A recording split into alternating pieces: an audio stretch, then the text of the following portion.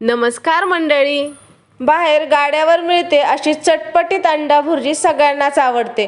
मग अशी अंडा भुर्जी घरच्या घरी बनवता आली तर चला तर मग वेळ न घालवता बनवूया बाहेर गाड्यावर मिळते अशी चटपटीत चविष्ट अशी अंड्याची भुर्जी घरच्या घरी.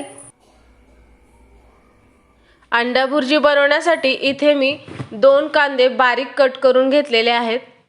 1 टोमॅटो घेतलेला आहे कट करून. 1 चमचा आलं लसूण पेस्ट, 3 हिरव्या मिरच्या बारीक कट करून आणि थोडीशी बारीक चिरून कोथिंबीर. इथे मी 6 अंडी घेतलेली आहेत. ते एका भांड्यामध्ये फोडून व्यवस्थित फेटून घेऊया. सुरुवातीला असे अंडी फेटून घेतले की मग भुर्जी सुद्धा छान होते. अंडी व्यवस्थित फेटून झालेली आहेत. आता आपण भुर्जी बनवायला घेऊया. इथे मी कढई गरम करायला ठेवली आहे. त्यामध्ये तेल घालून घेऊया. या ठिकाणी मी 1 मोठा चमचा तेल वापरत आहे. तेल थोडंसं गरम झाले की त्यामध्ये 1 बटरचा क्यूब सोडूया. भुर्जीसाठी बटर वापरणे हे पूर्णतः ऑप्शनल आहे. फक्त तेलामध्ये हे भुर्जी बनवता येते. पण आपल्याला अगदी गाड्यावर मिळते तशीच भुर्जी बनवायची आहे. त्यासाठी या ठिकाणी मी बटर वापरलेला आहे. त्यामध्ये आता मी बारीक चिरलेला कांदा टाकत आहे.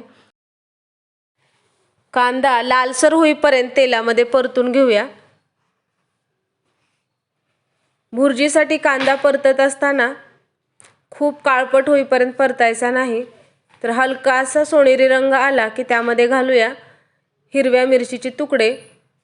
मिरची सुद्धा मिनिटभर कांद्यासोबत परतून घेऊया. आता यामध्ये घालून घेऊया 1 चमचा आलं लसूण पेस्ट. आलं लसूण पेस्ट व्यवस्थित कांदा आणि मिरची सोबत परतून घेऊया. 1 मिनिटभर परतल्यानंतर आल्याचा आणि लसणाचा जो कच्चा वास असतो तो निघून जातो. यामध्ये आता ॲड करूया बारीक चिरलेला टोमॅटो. टोमॅटो व्यवस्थित मऊ होईपर्यंत परतून घेऊया. टोमॅटोमुळे भुर्जीला खूप छान टेस्ट येते. पण टोमॅटोचं प्रमाण हे भुर्जीमध्ये कांद्यांपेक्षा कमी पाहिजे. कांदा, टोमॅटो, हिरवी मिरची तेलामध्ये व्यवस्थित परतून झालं की त्यामध्ये आपल्याला ॲड करायचे आहेत मसाले. ॲड करूया 1/2 चमचा हळद, 2 चमचे लाल तिखट, अगदी गाड्यावर मिळते तशी अंडा भुर्जीची टेस्ट येण्यासाठी घालूया 1 चमचा पावभाजी मसाला. घालूया चवीप्रमाणे मीठ. सर्व मसाले तेलामध्ये व्यवस्थित परतून घेऊयात. सुरुवातीला तेलामध्ये मिनिटभरासाठी असे सर्व मसाले परतून घेतल्यामुळे भुर्जीला खमंग अशी चव येते. यामध्ये ओतूया फेटलेली अंडी. फेटलेली अंडी ओतल्यानंतर चमच्याच्या साहाय्याने कंटिन्यू आपल्याला हलवत राहायचं आहे, जेणेकरून फेटलेली अंडी आणि सर्व मसाला व्यवस्थित मिक्स होईल. काही जण भुर्जी बनवताना फक्त कांदाच वापरतात, टोमॅटो वापरत नाहीत. पण टोमॅटोमुळे भुर्जी आहे ती खूप कोरडी होत नाही. त्यामध्ये एक प्रकारचा ओलसरपणा राहतो. त्यामुळे ती भुर्जी आपण चपाती, भाकरी किंवा पावासोबत व्यवस्थित खाऊ शकतो.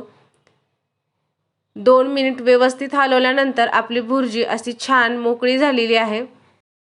अशा पद्धतीने भुर्जी हलवल्यामुळे भुर्जीचा लगदा न होता भुर्जी छान सुटसुटीत होते.